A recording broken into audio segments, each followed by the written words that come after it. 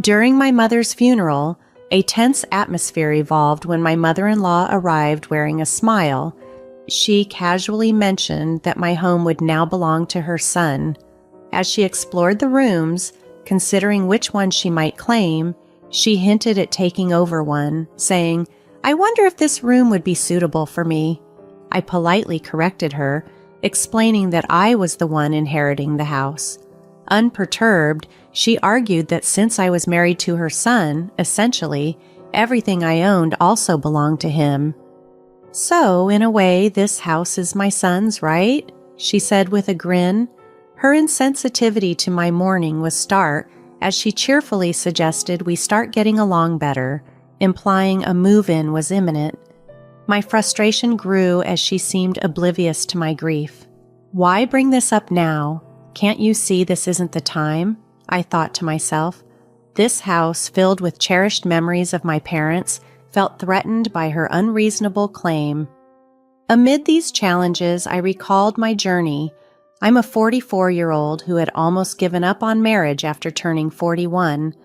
But life took a surprising turn when I met Brian, my now husband, who is 5 years my junior. We connected through a mutual acquaintance, and he always respects my views, including our discussions on where to spend our honeymoon. Although he initially suggested Europe, he happily agreed to my preference for the Maldives when I brought it up. However, complications arose when my husband mentioned his mother's desire to live with us due to his father's declining health. Despite understanding her difficulties, we had agreed before marriage that we wouldn't live together. I reminded him of this, and he promised to discuss it with his mother. Throughout these interactions, it became clear that I needed to stand firm to protect my family home from becoming just another asset claimed by my mother-in-law. My husband, recognizing my concerns, agreed to support me in ensuring our home remained a sanctuary, untouched by unwanted intrusions. Meeting a wonderful person always brings joy, yet there's a pang of regret that haunts me. My father passed away 4 years before I got married. He never saw my wedding, nor could I reassure him about my future. My father was a disciplined executive at a small to medium-sized enterprise.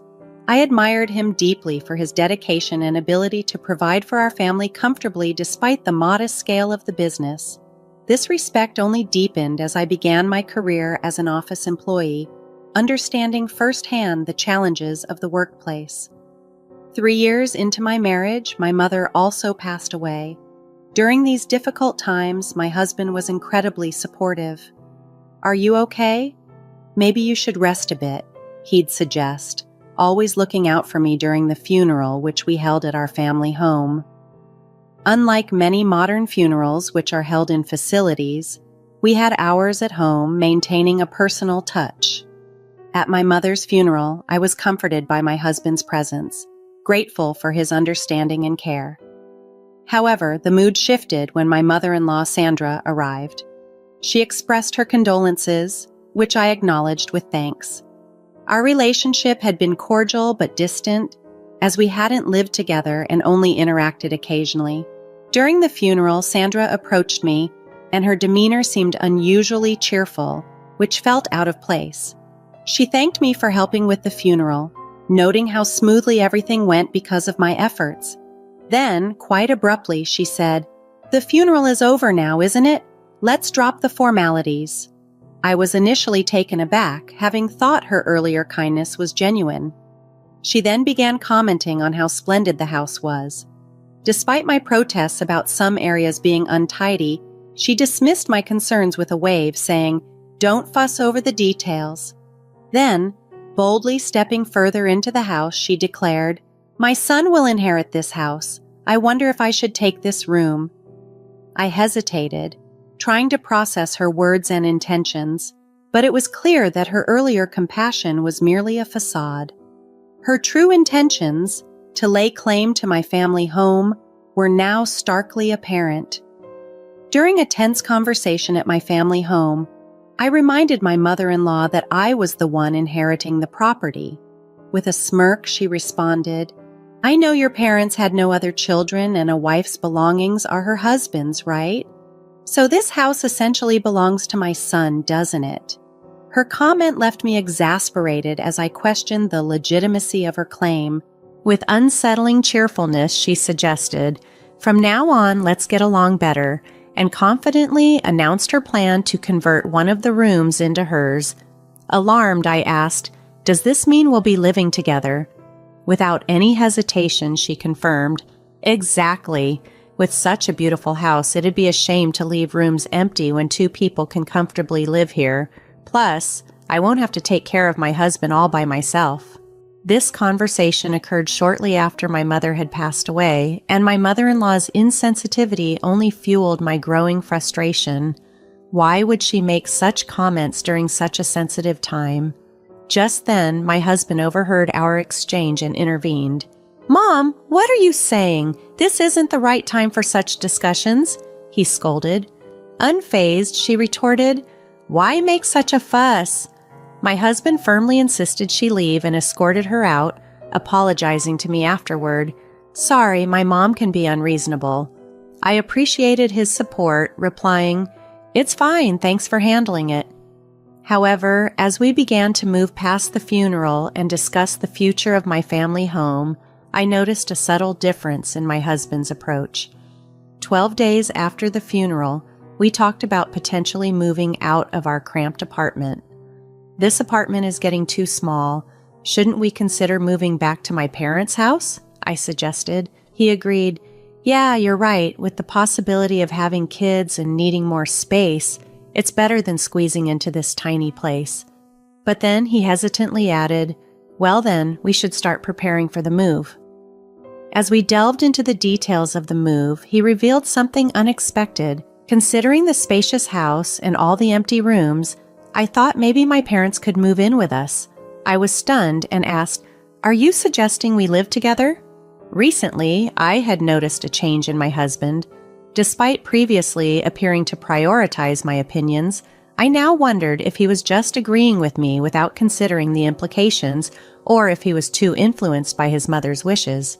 His readiness to accommodate her ideas was becoming more evident, challenging my perception of him as a supportive partner.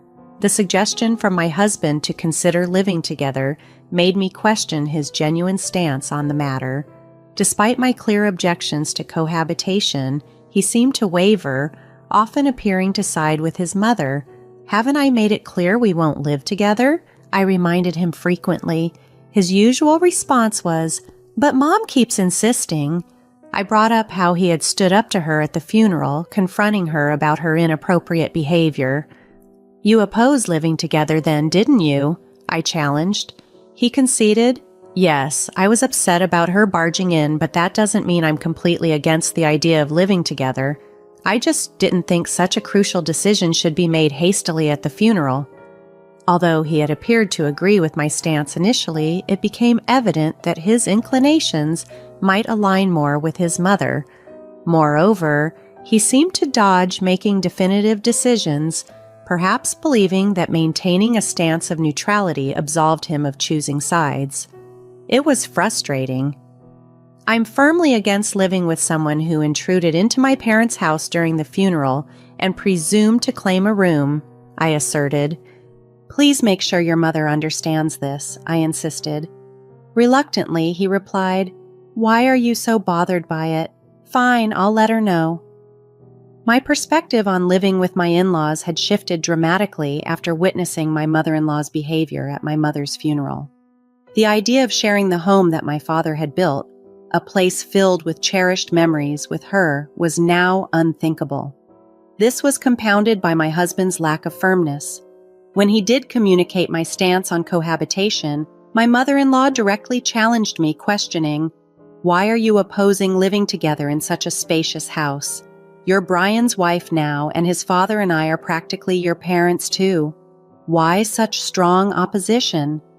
I reiterated my refusal to cohabitate, mentioning my husband's mobility issues and the challenges I face managing alone. She accused me of abandoning them, to which I reminded her of the practical reasons we had discussed before. Despite feeling sympathy for my father-in-law's health, the possibility of being overwhelmed with responsibilities if we were to live together loomed large. If cohabitation were ever to be considered, a significant improvement in both my husband's and mother-in-law's attitudes toward my needs and boundaries would be non-negotiable. A few days after my mother-in-law called me heartless, I was surprised to see my husband rearranging our living room. Curious, I asked him, "What are you doing? Is this for storing moving boxes?" He replied, "No, I'm planning to make space for 2 beds here." The mention of 2 beds immediately filled me with dread. Cautiously, I inquired, "Are your parents coming to stay?" To my dismay, he said, "No, they're moving in today." The news hit me hard. Despite my clear objections, it seemed my husband and mother-in-law had decided on cohabitation without my consent. "Why is this happening?" I questioned, my frustration growing. He explained, "Their lease is up, so we decided they'd move here instead of renewing it. It'll be cramped with 4 of us, but we're moving soon, right? Just bear with it for a little while." Distressed, I reiterated, "That's not what I meant. Why is cohabitation even on the table? I've said before, I don't want to live with someone who barged into my parents' house on the day of the funeral and suggested living in this room." He promised to talk to his mom, adding, "We'll be living together from now on, so please try to get along." Annoyed, I asked, "Why do you prioritize everything your mom says?" He tried to clarify, "It's not about prioritizing her. I listen to both your opinions and make judgments." However, it was clear that when it came to my mother-in-law, he seemed unable to resist her influence, believing he was making independent decisions. I had always seen him as kind, but alongside my mother-in-law, he became a different person, inadvertently forcing me into this unwanted living situation. As we welcomed my in-laws into our already cramped apartment, my mother-in-law began to complain about the living conditions. I apologized for the sudden addition of 2 more people and assured them we would manage until we could move to a larger space. Although my father-in-law Frank seemed polite and I hoped he wouldn't be a problem, it quickly became apparent he was inclined to follow my mother-in-law's lead, turning into another yes man. Just days later, my mother-in-law asked me to run an errand to buy a medicated patch for her, a small request that nonetheless added to my growing list of frustrations. As my in-laws prepared to move into my parents' home, the situation grew increasingly untenable. Faced with the prospect of living together under one roof, I felt a desperate need to take control and protect my parents' legacy. My mother-in-law was openly excited about the move, looking forward to the space and comfort it would afford. Unbeknownst to her, I had been quietly making preparations of my own, determined to preserve the sanctity of my childhood home. After about 12 quiet days, I made a drastic decision. I had officially renounced my inheritance, securing court approval to relinquish my rights to the property. When I announced this to my family, I explained, "This house holds immense sentimental value for me.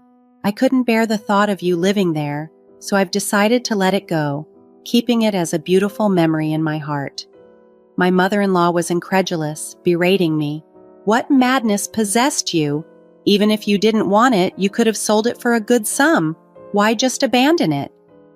I remained calm as I responded, "Selling it would just mean you'd end up relying on that money next. I thought it'd be clearer if I simply had nothing to do with it." She was furious. "We moved out of our previous place for this. What are you doing? How will you make it up to us?" I stood firm, my voice steady. "I've consistently opposed cohabitation. You forced this situation upon us without a proper discussion." So I took a stand. The revelation of my renunciation left my husband and mother-in-law visibly shaken, their faces drained of color, and they were speechless. My father-in-law looked on, bewildered by the unfolding drama. Pushing the conversation further, I addressed my husband. "Brian, I've been thinking about getting a divorce. What do you think?" He stammered, taken aback. A divorce? Before he could further articulate his thoughts, my mother-in-law interjected aggressively, "Brian, you should divorce this ridiculous wife immediately." Her demand for a divorce was harsh but expected, and it served as a critical test to see if my husband could make an independent decision in such a crucial moment. Brian mumbled a response, still struggling to articulate his position. Seeing his hesitation, my resolve hardened. "Fine. Divorce seems to be the only option," I declared. My father-in-law tried to intervene. "Brian, it can't be helped. Your mom is insisting." Brian finally spoke up, albeit reluctantly. "Well, you seem to want a divorce too, and maybe that's for the best." Even in this pivotal moment, it became clear that my husband, along with his father, remained unable to stand up to my mother-in-law's dominant will, always defaulting to her wishes in even the smallest decisions. When my husband suggested divorce, it seemed as if he was trying to portray it as a concession for my benefit. Resigned yet determined, I declared, "Very well, let's proceed with the divorce." I planned to move out with just a few essentials. That night, I stayed in a budget hotel, knowing urgent tasks awaited me. The following day, I took a half day from work and went back to the courthouse to manage these matters. A few days later, my mother-in-law called, clearly agitated. "What's going on? It seems that house is now becoming yours. Why this sudden change?" she demanded, likely having learned of the situation through the estate division process. "Yes, the house is mine," I affirmed. Accusations flew from her side. "You forged documents and deceived us." I responded calmly, "Why would I forge documents meant for court submission? Those are genuine." "Then why is the house becoming yours when you were supposed to renounce the inheritance?" she pressed. I explained, "Well, right after I submitted the renunciation application, I withdrew it. Renouncing an inheritance is indeed difficult once accepted, but it takes about a month for the application to be processed, during which it can be retracted. The documents I showed were from the application stage. I intentionally led you to believe I had relinquished the house and used the threat of divorce to gauge reactions and decide my next steps. I had not expected my mother-in-law's mindset to change, but I had hoped my husband would show some sign of not wanting the divorce.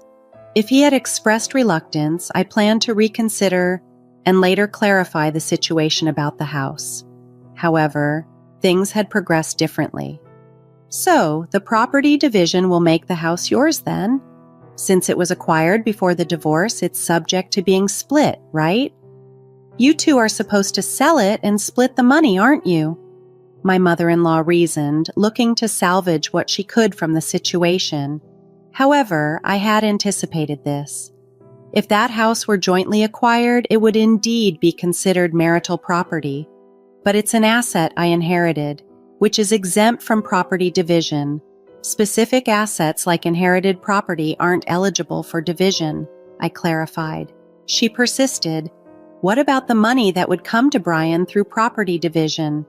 I calmly responded, "We've only been married for a few years." This brief marriage duration further complicated her plans, as the shorter the marriage, the less likely the division of individual inherited assets, preserving my rightful claim to the house.